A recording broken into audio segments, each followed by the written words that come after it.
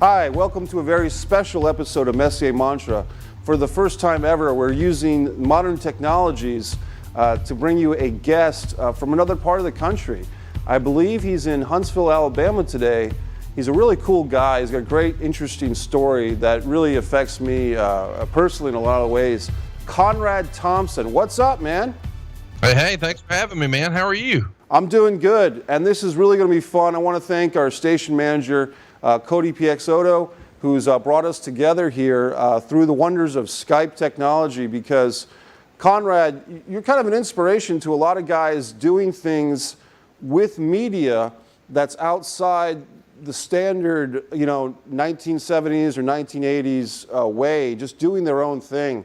And we'll get into that. But first, I want to talk about your mortgage work and how that can help people. Why don't you go ahead and tell us about it? Well, yeah, I appreciate that, man. I've been doing mortgages for 17 years now, and it's my first true love and passion. And we're able to help people become homeowners and give them an opportunity to get out of an apartment and into a house, and their family a backyard for a dog, and a front yard to play catch, and a chimney for Santa Claus, and everything in between. And we're really excited to be able to help people do that and sort of have the backdrop for their story, the stage for the story of their life. And we're routinely helping people who needed a second chance. So maybe if you had been turned down before, the bank said no, we can help you find a way to make it happen. And usually with no money down, and most of the time your mortgage payment is roughly what you've been paying in rent. And we can make that happen at hidefromrent.com.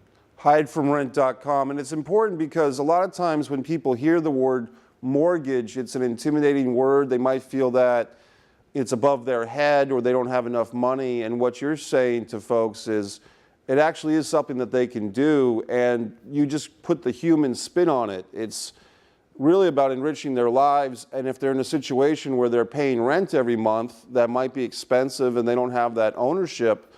It's kind of a blunt expression, but paying rent is kind of like, you're just kind of peeing your money away or pissing your money away, to be more blunt. And for you to be able to help people do that puts the human side on the mortgage industry. Yeah, that's exactly right. I mean, the reality is, I don't know any super successful, wealthy people who rent. And the way to do this is to get into a house, pay it off as quickly as possible. And then you really do have the peace of mind that you're really set. If you don't have any car payments or credit card debt or whatever, and you own your house free and clear, man, what a way to live. Being debt free is the way to make it happen, and not having to write a check every single month for those living expenses. And instead, now you've got an asset that actually appreciates, and it's worth more this year than it was last year, et cetera, et cetera. It's just, it's the way to be. And we make it fast and easy. And we do try to offer personal service, just as you've said, at hidefromrent.com. And that's great, because a lot of wrestling fans, like myself, we kind of extend our childhood a bit, because, going to wrestling conventions or live pro wrestling shows, investing money in action figures or wrestling tickets, it can kind of, to be honest, like anything else, like a Star Wars obsession, or, people that love the band Kiss, or anything that kind of has a cultish type of mentality to it, it can become overwhelming. And so sometimes, years and decades go by and you find yourself not really having settled down into a life of debt-free living. And so what you're offering really is important, especially, I think, for a lot of pro wrestling fans that are probably watching this special episode of Messier Mantra. Absolutely, man. I appreciate the opportunity to come on and talk with you about it a little bit today. Okay, great. So now let's segue into what people know you for. Obviously, much bigger exposure right now with Something Else to Wrestle with Bruce Pritchard, without a T, and CONRAD THOMPSON on the WWE Network. It's really quite a fun show. It's usually about a 2-hour show, and this is kind of the video version of, I dare say, your most popular podcast among several popular podcasts, Something to Wrestle with Bruce Pritchard. And I've really been enjoying your show for about 2 years now. Why don't you tell us, but the thing is that one story leads to another, because I think your first podcast, was that with Ric Flair or Tony Schiavone, CONRAD?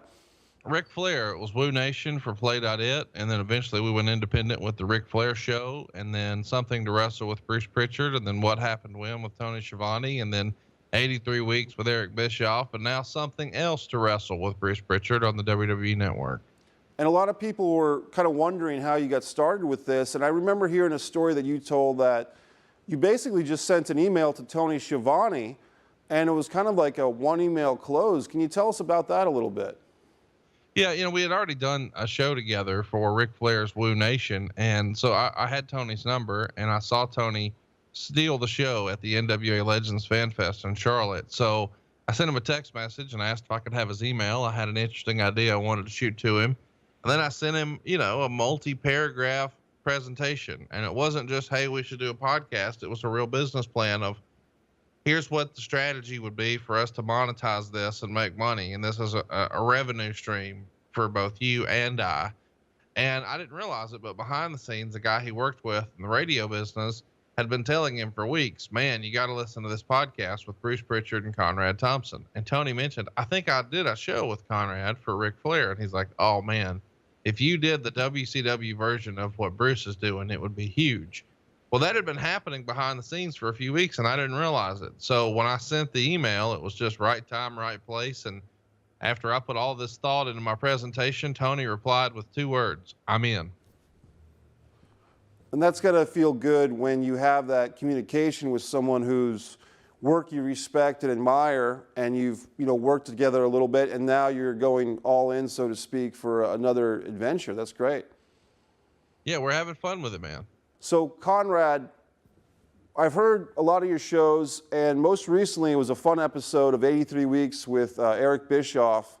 And what was really interesting was towards the end of the show, Eric, surprised you with a special guest. You want to tell us about what happened with that? Yeah, we were talking about Dusty Rhodes, celebrating the life of Dusty Rhodes, and then all of a sudden, he started talking about a third man, and he introduced a third man on the show, and I'm sort of thinking it's going to be his son Garrett or something like that, but in fact, it was the biggest star in the history of the business, Hulk Hogan himself, doing a run-in on 83 Weeks, and we didn't promote it or advertise it because I wanted the fans to be just as shocked and awed as I was, and it was quite the experience for me as a fan to get to talk to Hulk Hogan. What was fun for me listening to it was just kind of, we went back to CONRAD as a 12-year-old or a 15-year-old kid for a minute because we could hear the enthusiasm and the excitement of getting to speak with Hulk Hogan about Dusty Rhodes. And it's such an interesting business, and not only is professional wrestling industry interesting, but some of the modern technologies that could help and haunt people. And of course, with Hulk Hogan, we can't get away from the fact that right now he's kind of on the outs with WWE, but hopefully will be coming back, at least in my opinion. But you can see the other side of that where people are, hurt sensitivities or hurt from folks that were upset with what Hogan said in a very infamous situation with a lawsuit and everything. From my personal perspective, I kind of fear the day, CONRAD, when all our privacy issues are up for grabs with, if we're always going to be on camera 24 hours a day and we can't say things even controversial or not the best things to say. But if we're always going to be videotaped 24 hours a day, what kind of civil liberties do we have anymore? No, you're exactly right. It is very much a gotcha society now. And with TMZ and social media, there's no real privacy any longer. And it's really interesting because the same type of things that we do love about social media, the ability to connect with people, the ability to have live time interactions, that same type of thing can snake bite you. And with Hulk's case, unfortunately for him, that's what happened and all that. But putting all that aside, I was really happy to hear Hogan talk about Dusty Rhodes, talk about the influence of the American Dream, Dusty Rhodes, on Hulk's career, because sometimes wrestling fans don't think of that as being a real case, but it was. They were working at their peaks for opposite companies, Jim Crockett Promotions and Vince McMahon's WWF at the time. So it was really cool to hear that on 83 Weeks. Thanks, man. I appreciate you checking it out. It comes out every Monday. 83weeks.com is your place to check it out, and hit the subscribe button. Leave us a review if you dig what Eric and I are putting together. One thing I like about your personal approach to your interviews, Conrad, is that you are really the advocate for the wrestling fan. You know, a lot of people like myself or other wrestling fans who maybe have had some interaction to various degrees with wrestlers, but we don't know necessarily how to get in touch with these guys. So when you're talking to Bruce Pritchard, who did the Brother Love character and also worked behind the scenes for the better part of, more than 20 years with WWE, and you're able to kind of press him on issues and really push for those hardcore answers, so to speak. For instance, the WWE ECW episode of both Something to Wrestle, the podcast, and the videocast version on the network, I thought that was really interesting because I could see your frustration that Bruce Pritchard didn't really have as much of an appreciation for the original ECW than, say, a Mike Messier or Conrad Thompson did, and you weren't shy about kind of pressing him on some issues. Yeah, I think that's what makes it fun. Every now and again I have to put on my interrogator hat, and we do a little cross-examination, and I think that adds another element to the show, and I enjoy it, and seemingly the audience does. Maybe Bruce not so much. It's interesting that something like WWE ECW, believe it or not, I actually did kind of like the first year of it. For those that don't know, the World Wrestling Entertainment in about the 2005, 2006 era decided to bring together a third brand, so to speak, and what they used was ECW, which was this Philadelphia-based promotion that the WWE had the video rights to.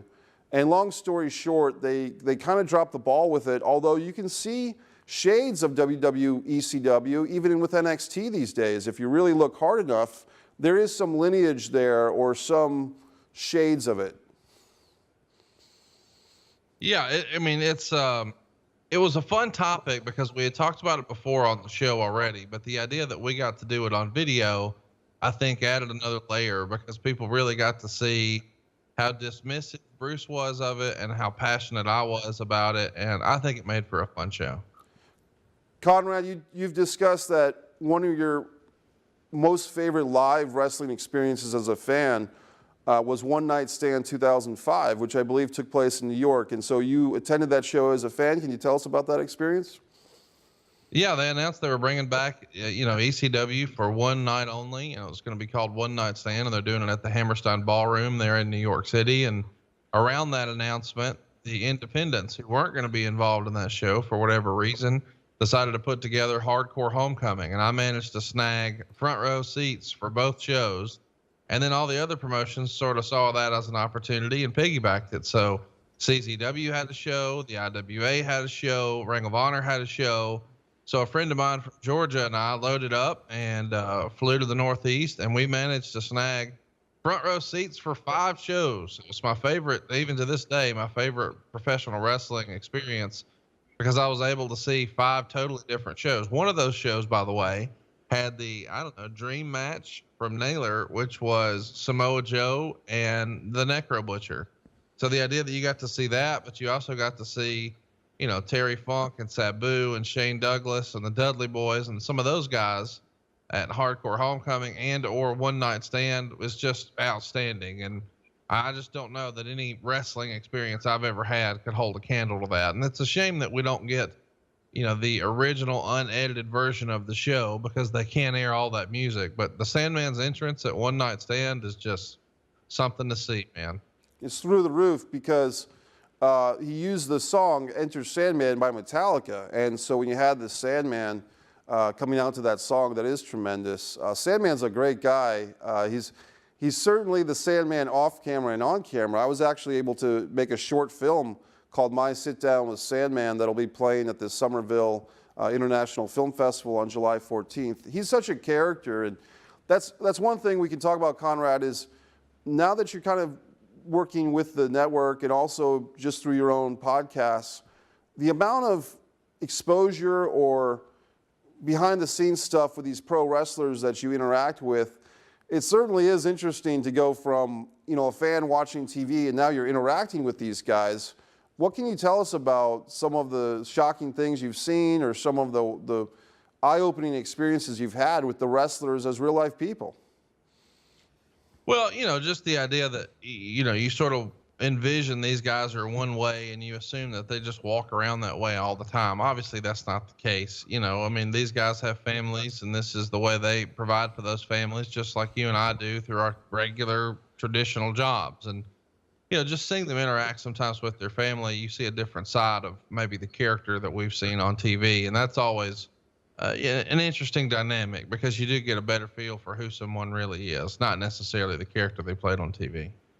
And what's also, speaking of family, congratulations to yourself, because from what I understand, you'll be getting married yourself at some point this year. So congratulations on that, Conrad. Thank you very much. I appreciate it. And going back into the wrestling realm, have you ever gotten what they call heat, for something you've said or something a guest has said, where someone listening to this show, whether it's something to wrestle or something else to wrestle, has anyone really been offended by what's come up on the air, and that's been something you've had to deal with?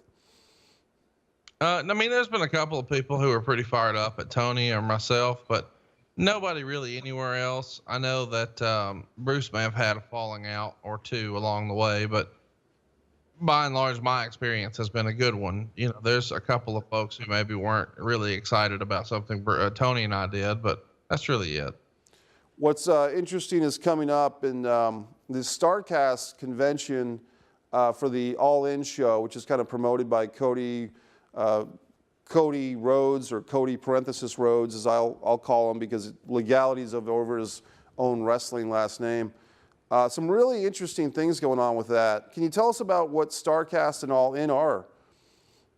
All In is the biggest non-WWE show in 20 years, and it's self-promoted and self-funded by three guys who had a vision and believed in themselves, the Young Bucks and, of course, Cody Rhodes, as you mentioned. And they were able to lock down an arena in the suburbs of Chicago, Sears Center, and with a lot of faith, they came out of their own pocket and announced tickets, and ta-da, they sold that thing out in less than a half hour. And along the way, I pitched Cody on, hey, we should have a convention that is sort of piggybacking All In, much like WrestleCon or Access piggyback WrestleMania. This could be your thing. And if you did it with me, I wouldn't run wrestling. I just want to do a wrestling podcast convention.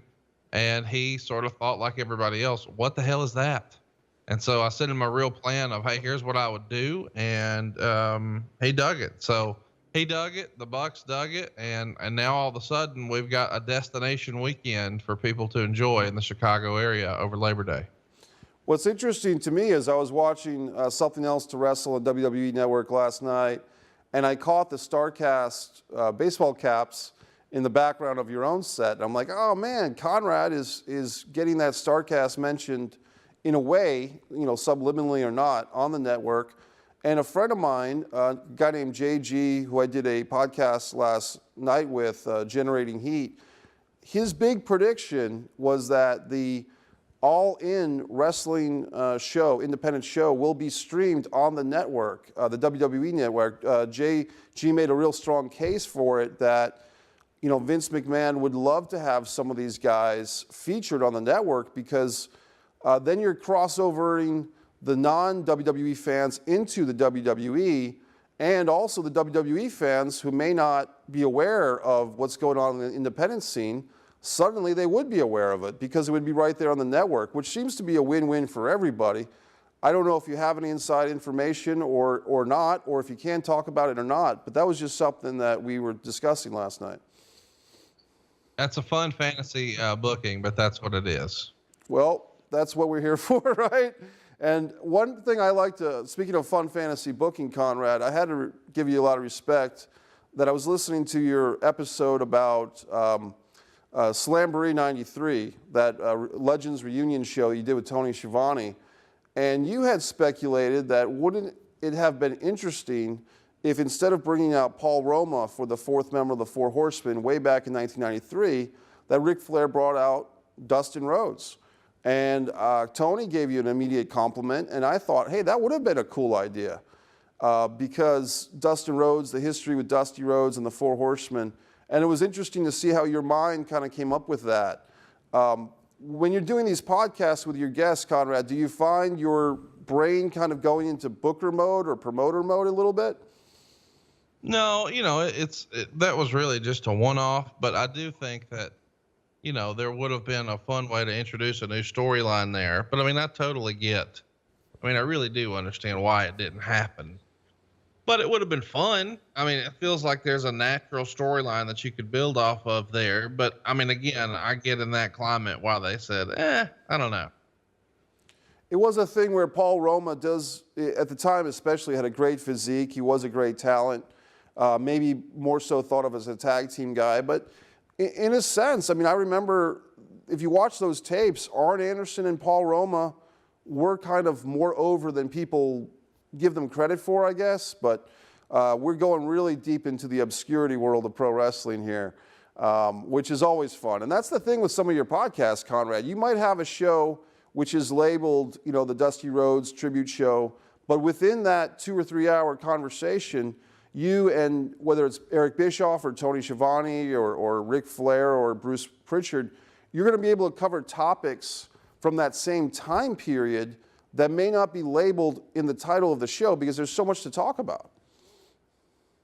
Yeah, I mean, that's the idea, man. We want to overwhelm you with content, and every now and again, we'll take a hard left and just sort of pivot. And I think we get some of our best stories that way. One thing I would say for people that might be watching this, the reason I would say to check out everything that Conrad Thompson's doing, especially if you're a wrestling fan in the 80s and 90s, and maybe don't even watch, what they call the current product. Your shows, your podcasts are really fun for fans from that generation, especially who remember Brother Love or they remember the Great American Bash and things like that. It's a great way to kind of relive those memories and those moments. Thanks, man. I appreciate that. What happened when it's now on Wednesdays at whwmonday.com. You can still get it on Monday if you support us on Patreon. You'll get the show 2 days early, ad-free, and we've got lots of fun bonus content on there. Well, just this past week, we taped 2 bonus episodes, one about NXT War Games, which is something Tony had never seen. He had never seen the WWE's version of War Games or NXT for that matter. And he never saw King of the Ring 2001. And most people remember that for the incredible car crash of a match, the Chicago street fight with Shane McMahon and, of course, Kurt Angle. And they go through the glass panels. And, I mean, Tony was just blown away with that show. So we're having a lot of fun with his show. And I feel like it's probably the sleeper of the 3 for sure. And Kurt Angle doing that, kind of, I don't know if that was a belly-to-back suplex or a overhead suplex, trying to put Shane through the glass door, and it doesn't even break, and Shane takes a pretty dramatic drop on his head. We've both seen some of these wrestlers, a Shane McMahon, but more so like a Mick Foley and, Kevin Owens, guys that just take such physical abuse. Being close to some of these wrestlers, Conrad, as you are, have you noticed that some of these guys are kind of the walking injured, like they're walking around through life, but they do carry the scars of battle with them? No, you're exactly right. Usually, most of the time it's a back injury or it's a shoulder injury or a knee injury. Those are the 3 that I see most commonly. Bruce has got horrible knees and still struggles to get around every now and again. Rick has a very bad shoulder, and of course Tony is he's probably in need of some additional neck surgeries. He's had a neck surgery many years ago, but he's almost sort of immobile now. Whenever Tony needs to turn his head, he has to turn his whole upper body in order to do so. I'm sorry to hear that because Tony Schiavone, I mean, he's a great storyteller, and even the work that he did with Jim Ross, going back to say the 1988 Great American Bash or that Jim Crockett, the end of the Crockett era, Tony Schiavone really was. I mean, what these guys were the soundtrack of our lives or the tapestry of our lives as wrestling fans, and so for me, I was good friends with Ox Baker, and Ox. I remember when he had hip surgery, he was 1,000 times better after he had the hip surgery. Or even a Kevin Nash in more recent times with his knees. I mean, it's tough as a fan sometimes to think that these guys are going through these painful procedures in a profession that really is, in a lot of ways, still a violent profession for the enjoyment of us fans. Yeah, it's weird. These guys get addicted to the roar of the crowd and the fandom, and maybe they hang on a little longer than they should. And as a result, they put themselves through the paces a lot more than you might imagine. And unfortunately, they've just got to live with that forever and ever. One big thing that we should mention is that this past week, as we're taping this in late June of 2018, Conrad, the wrestling world mourned the death of Big Van Vader, the baby bull Leon White. I was a huge fan. Were you a big fan of Vader, Conrad? Oh, a huge fan, man. I was a big fan before I sort of got out of wrestling, but when I got back into wrestling, he had jumped over to the WWF, and I just had a lot of hope for him and his series with Shawn Michaels, or what I hoped would be a series with Shawn Michaels. I still think their match at SummerSlam 96 is, a really great match, and it could have been something obviously much bigger with Survivor Series and Royal Rumble sort of rounding out the trilogy. At least that was the original plan we've all heard about. But going back to WCW, I think he's probably the best big man in the history of the business. His stuff he did with Cactus Jack made Cactus. His stuff he did with Sting really made Sting a credible champion and got him over in a way maybe he hadn't before. And I think, he is partially responsible for the resurgence of Ric Flair. Rick was obviously doing well in 93, but for him to step in as a backup plan for Sid at Starrcade and then have maybe the best storytelling in a match ever. I mean, just what a great job they did telling that story that, Rick was putting his life on the line, stepping in here, and he was really rolling the dice to be in there with Vader. It was something to see, man.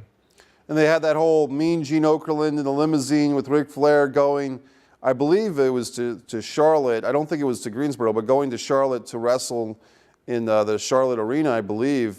Flair versus Vader at Starrcade 93, and Rick getting a busted tooth and having to fight, with a bloodied mouth. And Vader, as a fan, although we know, kind of the deal with pro wrestling, when you see a guy like Vader who wrestled, you could say stiff or snug, it was very believable that this was a guy you did not want to mess with. Right. I would agree. What is your earliest pro wrestling memory, Conrad? I know that Hulk Hogan was your early favorite, and then you became a big Ric Flair fan and Stone Cold Steve Austin, The Rock. But do you remember the first time that you were a little kid and you clicked on the TV and there was wrestling? Do you have that memory? WrestleMania 4 double tape VHS set, the summer of 1988. I believe I heard you tell that story. Your family was back when we had VHS rental stores, and they came across a WrestleMania 4 tape, and they said, hey, little Conrad, why don't you take this for the weekend? And what did you think? What do you think of that show then as compared to now? Have your views on it changed, or do you still love it? No, it sucks. It was awesome back then. But yeah, as a kid, it was the deal.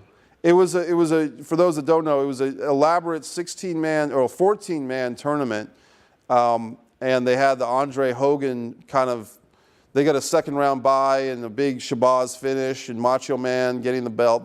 The highlight of that show is probably just the Macho Man's performance, wrestling 4 times in the course of a day, always having a different costume with the lovely Elizabeth in different outfits for each match. So that's a pretty strong memory, but like you said, looking back at it now, that 20-man battle royal and some of those, Magnificent Morocco versus Ted DiBiase matches maybe don't live up to, say, Kenny Omega versus Okada, at some show in Japan. You know what I mean? Absolutely. Speaking of the international scene, the WWE continues to do things like NXT in Europe now. What do you think of WWE kind of reaching out their tentacles to the more international audience? I mean, I think it's great. I think it's cool that WWE has finally embraced being more of a global brand, and they've certainly stretched out to where they did, that special on the network from Japan, and obviously they've done a lot of stuff in England, and I'm really encouraged for what the future of wrestling looks like. It looks like we've got a whole new WWE from maybe what we had a few years ago. Just this past week, I saw that they had the New Day and the Young Bucks and Kenny Omega kind of having this video game exhibition, so to speak. And it was really interesting that you had WWE talent and non-WWE talent, although they weren't competing in a physical wrestling match. They were competing at least for, mic work and crowd approval. What did you think of that situation? I thought it was great, man. I thought it was really exciting that we were able to see something that we never thought we would see. And that's the WWE sort of working with someone who's really, really over that they don't actually own. I thought that was just a tremendous deal. It does seem like perhaps with the Triple H or Stephanie McMahon rising to prominence, and maybe even Vince McMahon, because he's smart. I mean, Vince McMahon, I was telling JG last night on Generating Heat that Beyond the Mat, that 1997 film, there's actually an alternate commentary with Terry Funk and Mick Foley. And at one point, they're watching some international wrestling during the Beyond the Mat, and Mick Foley makes mention that Vince McMahon really wasn't into the hardcore stuff that was going on in Japan at the time. And Terry Funk somewhere made a comment that he said something to the effect of, well, Mick, that Vince McMahon wants to make $1 on every single wrestling match there is. If there's a wrestling match in a high school gym somewhere, he wants to make $1 off of it. So my point in telling that story with my very wobbly Terry Funk impersonation is that if there is a wrestling match going on somewhere in the world, if there's a ring with ropes, Vince McMahon does see the business in that. Absolutely. And he wants wrestling to be his thing, much like, if you and I were to want to go blow our nose, we would say, hey, do you have a Kleenex? Or if we had a cut on our hand, we would say, hey, I need a Band-Aid. And if we were to sit down at lunch, you might say, hey, I'll take a Coke. We have sort of replaced those words, and the UFC's done a great job of this. Like, nobody says MMA in the mainstream. They say, oh, he's doing that Ultimate Fighting. And that's what he's trying to do, is any sort of wrestling should be WWE. That's a good point. And I know that when you guys, meaning you and Bruce, went to the network, and that wasn't that long ago. That was just 3 or 4 months ago. But I remember, Conrad, that there was some concern from hardcore something to wrestle fans like myself that going to the network for something else to wrestle, would Bruce and Conrad be compromised a little bit? Would the content of their show be compromised? And I've been watching, and I don't think it really has, because what you guys are doing on the network, you kind of have to negotiate those waters, because sometimes there are legal issues. Sometimes the WWE might have a case that was in the past, but they don't want to, poke the bear, so to speak, with some type of topic that might get them into hot water. And you guys have to be respectful of that. At the same time, you have a loyal fan base like myself and others that do expect, things to fly, so to speak, as far as what you can talk about. And so it is an interesting path that you're on with something else to wrestle. A good friend of mine, Tommy DiNucci, prefers something else to wrestle because he likes seeing you guys in the studio. He likes seeing the clips brought into it. I might prefer the original podcast version just because the visuals I already have in my memory bank. You know what I mean? Like I know all the matches you guys are talking about. So is there anything you want to say about, working with the network, or how it's been kind of a new thing for you, or informational? Anything you want to say about that?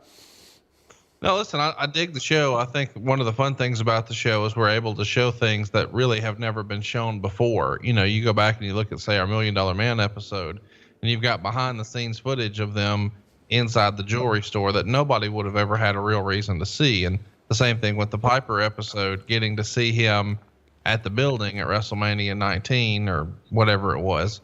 The idea that we had some of these behind the scene nuggets that we never really thought they'd have a reason to show. And they did the same thing with AJ Styles, unaired promos from 2001 when he had tryout matches, and Kenny Omega in developmental, and lots of little nuggets like that, Easter eggs, if you will, that really they don't have another reason to show. And I think that's part of the charm of the show.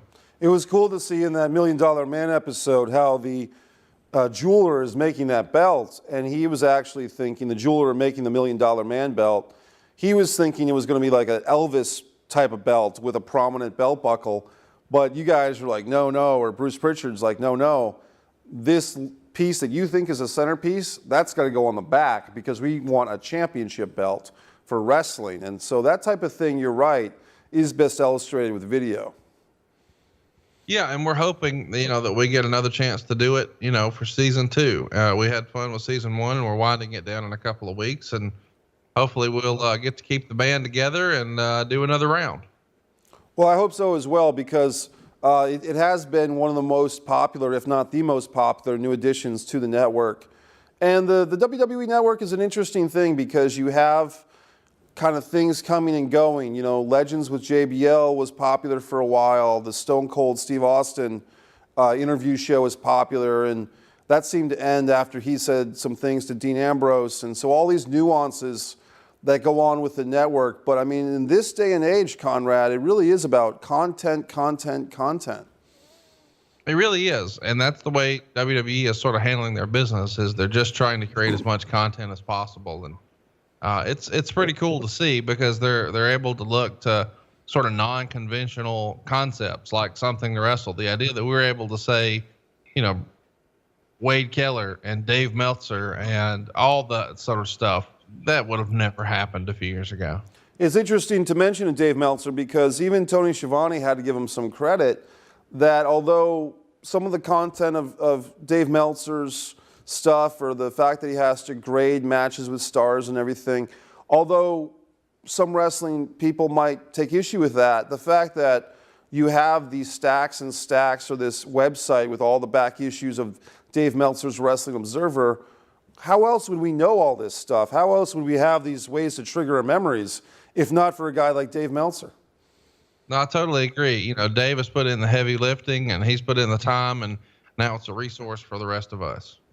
I would love to ask you about this, is that with kind of being in a position you're at now, Conrad, that in a relatively short time, 3 or 4 or 5 years, you've gone from, a fan who collected a lot of nostalgia, but now you're a wrestling personality. And what I really enjoy is that you kind of created a niche, or maybe not created it, but you really made the CONRAD THOMPSON style of interview, which is you're getting the most information you can out of these personalities, the Tony Schiavones, the Eric Bischoffs, the Bruce Pritchards, but sometimes their memories lag a little bit. And as you said yourself, it's not always a way of kind of getting one over on the fans or having selective memory, but sometimes they legitimately just don't remember stuff, which when you're that person on the public stage, how are you supposed to remember every little nuance and detail of what you've done? But of course, us wrestling fans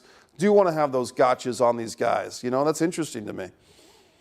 It is, but realistically, if I was to ask you, hey, what did you do 17 years ago on this date? I mean, that's really, really hard to sort of recall. And some of those guys are better at sort of freestyling. Well, here's what I think I was doing. And other guys just like, I don't remember. And it's the idea that you can sort of push and I don't remember into a little detail here or there and sort of jog their memory that is really what we're looking for. It's interesting that, as wrestling fans, we're all sort of trying to chase that little extra thing we don't know.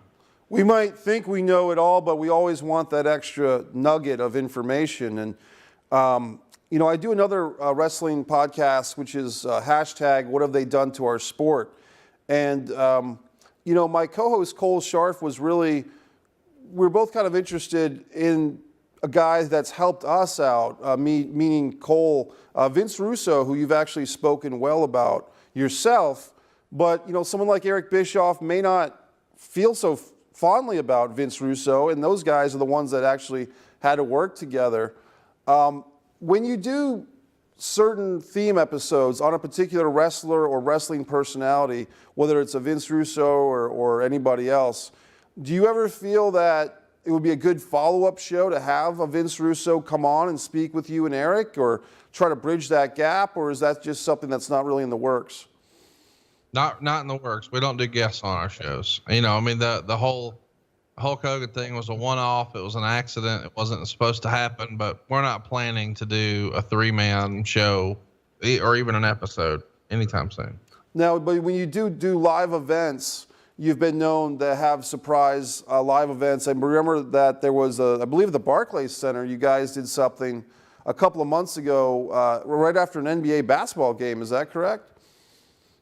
Yeah, that's right. We've done one for hockey and we've done one for basketball. You know, we did a show right after an NHL game in Florida for the Panthers, and then right after a Nets game in Brooklyn for the Nets. So, yeah, we were excited to do those, and hopefully we have opportunities like that in the next year as well. I think you're coming back to the Boston area in October, I believe, correct?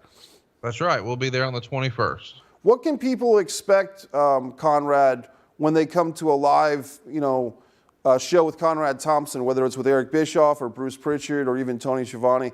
I know it's expect the unexpected, but what's the general thing for those that have never been to a live event like this before?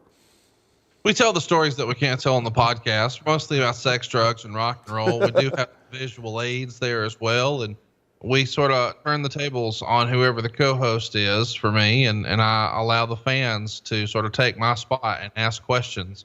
And at the end, we usually have some sort of a special guest run in. We don't usually advertise those names, but we'll have a third person join us, and we'll sort of beat them up a little bit and allow them the opportunity to tell some stories, and then the fans get a chance to ask them some questions as well. It's a super fast 2 hours. Time really flies when we're doing those. Conrad, this is a great interview we're having. Is there any pro wrestlers on the independent scene or the international scene that you'd like to make note of as, hey, this is the guy or this is the woman's wrestler to take note of? Is there anyone, beyond the Kenny Omegas or people like that we all know about, is there anyone kind of up and coming or maybe a new NXT signee that you'd like to send a shout out to that the wrestling fans can kind of look into as a new talent? Well, you really put me on the spot there. I probably need to think about that a little more. I know behind the scenes, I'm a huge fan of Matt Riddle. It's unfortunate that we don't see him on TV more than we actually get an opportunity to. I think anytime Teddy Hart's on TV, I wonder how long this will last. I saw him on MLW and over the weekend, and I thought, well, this is something I wasn't expecting. And I'm looking forward to MLW coming back and bringing back the Hart Foundation, because I grew up on the Hart Foundation, and the idea that we get more of that is intriguing. So they're putting together Davey Boy Jr. and Brian Pillman II and Teddy Hart for the new Hart Foundation. Something about that seems really, really interesting to me.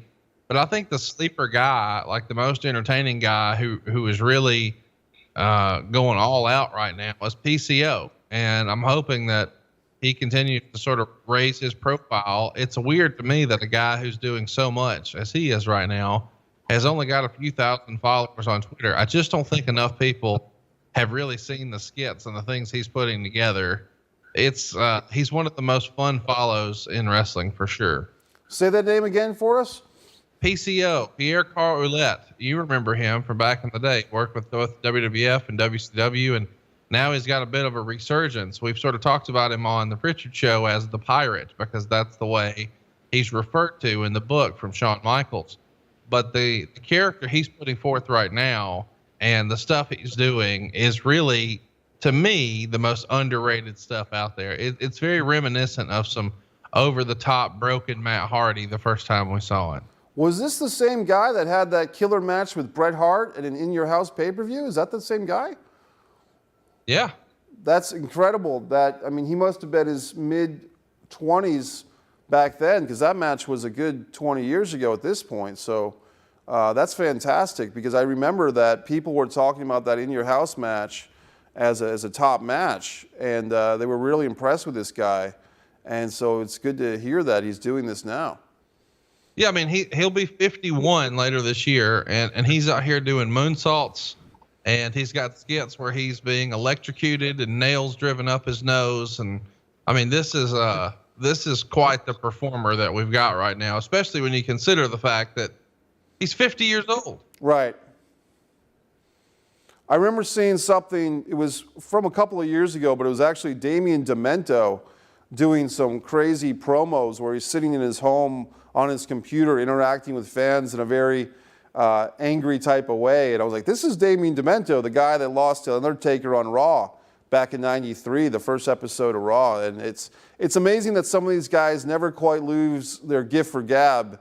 But with the wrestler you're talking about, Pierre, that's great that he's still doing it. Yep. And I was going to ask you, Conrad, now that you've got all this exposure, you're having fun, is there any recent wrestling collectibles that you've acquired that you want to share with us as something cool that you came across or something you're looking to acquire for your collection? I'm always looking for Ric Flair robes and old ring used belts. If you've got a lead on any of that, by all means, slide in my DMs. Hey, it's Conrad. I'm always looking for ring used titles and Ric Flair robes. Those are probably the two primary things that I collect. But if you've got anything fun, from the good old days, whether it's Macho Man or Dusty Rhodes or anybody in between, I'm probably interested. So yeah, I would love to use this as an opportunity to tell everybody that, hey, I'm collecting. And I'm a cash buyer. I've got a Taz versus Sabu photograph that I took at Barely Legal. I'll just send you a copy as a special thanks for being on the Messier Mantra, because I happened to be there for that match as a young guy, Barely Legal. And what a great show that was. And just to know that there was only about 1,100 people in the room for that thing, because it was at the ECW arena, the bingo hall, so to speak, in Philly. And what a night that was for me. Yeah, it's what I did for my senior trip, man. The idea that I got to go to the ECW arena was just something that I'll never forget. There's a lot of times when we see something big, and we're like, man, I really wish I could have been there to see that. And I was able to be there for an ECW show in early 1999. It's just maybe one of my favorite wrestling memories ever. What was the main event on that? Was it like a Jerry Lynn, Just Incredible match, or do you recall? Yeah, I do. It was CyberSlam 99. It was in April of 99, and it was a cage match where you had the Dudleys taking on Tommy Dreamer and New Jack. And I mean, it was one of those blood everywhere type of deals. And, that's exactly what I wanted, man. When they played Natural Born Killers, it was the coolest thing ever. One thing that I didn't get to talk about too much was, on the Messier Mantra, I've had pro wrestling manager DJ Haven and also kind of his alter ego, film producer David Gear on this show. And I'd be remiss to ask you, is there any pro wrestling movies that you've enjoyed, like movies with a wrestling theme or a wrestler in a movie as an actor? Is there any movies that you'd like to mention that you enjoy, Conrad? No Holds Barred is the greatest wrestling movie of all time, and it's not debatable. My father took me to see that movie kind of as a surprise. He picked me up from school one day and we go to see No Holds Barred, and I was surprised that my dad wanted to see it because that's how much over Hulk Hogan was at the time. That, Hulk Hogan was over to the point that, a father would take his son to see that movie, and Stan Hansen in that movie, and really a kind of a wild ride in that thing. I wasn't a biggest fan of the Zeus as a wrestling persona coming out of that thing, but it was still a good movie. Absolutely, and it still stands up to me. Is there a favorite pay-per-view that you have in your wrestling memories? Maybe not just the one night stand, but something, let's say, that you watched from the television side of things, growing up or even in more adult years, Conrad. Is there a what now? Favorite pay-per-view show, like a favorite 3-hour, either WWE or WCW or ECW pay-per-view that maybe you didn't watch in person, like the one night stand, but just watching from the side of the TV set. You know what I mean? I wore out WrestleMania 5 and WrestleMania 6, and then later Royal Rumble 92, and eventually Royal Rumble 97. Those are probably the 4 shows that jump out to me the most. And I really enjoyed SummerSlam 1992, where you had, not 1992, but 1990 as well, when you had Earthquake and Hulk Hogan, and you had Rick Rude and the Ultimate Warrior in a steel cage. That was great stuff. Real quick, how is Ric Flair doing now? Rick, his influence on a lot of people, but just as an entertaining guy, you have a very close personal relationship with him, but how is Rick's body doing and the medical things? How's he doing right now? He's great, man. We've had a lot of good luck with him in recent months, and he's great. He couldn't be better. Well, I'm glad to hear that, because a couple years ago, people were worried about him. He had some medical stuff, and I actually felt that Rick was going to be okay, because this is a guy who lived through a plane crash and all these different things. So I'm glad to hear that. At this time, I want to ask you, we got about a minute left, and I'm putting you on the spot again, but Messier Mantra is not complete without the guest sharing a personal mantra, motivation, a quote. Is there a mantra from CONRAD THOMPSON on this special episode of Messier Mantra? Well, I'll tell you, when I was a young guy, I asked a very successful man, hey, what can I do to wind up where you are? And he thought for a minute and he said, before you make any major decision, ask yourself two things. Number one, what's the worst thing that could happen if I did it? And number two, if that happened, could I live with it? And then act accordingly. And I've been able to do that through my entire career and just adult life. It has really helped me sort of make the right decisions. So I guess that's probably it. Ask yourself, whenever you're on the fence about something, should I or shouldn't I? Well, A, what's the worst thing that could happen? And B, if it does, can I live with it? Then you mitigate the risk and you really put in perspective whether or not this is a big deal and something you should be stressing out about to begin with. So that's probably it. It served me well in business and in my personal life, so I would recommend it. CONRAD THOMPSON, this has been a pleasure. Thanks again to our station manager, Cody Piexto, for putting together the technologies of Skype. CONRAD THOMPSON, hey, it's CONRAD. Thank you for your work with the pro wrestling world, and best to you in your life and marriage this coming year. Congratulations. Thanks, man. I appreciate the opportunity to come on and talk a little wrestling with you. Thank you. Thanks for watching this episode of Messier Mantra.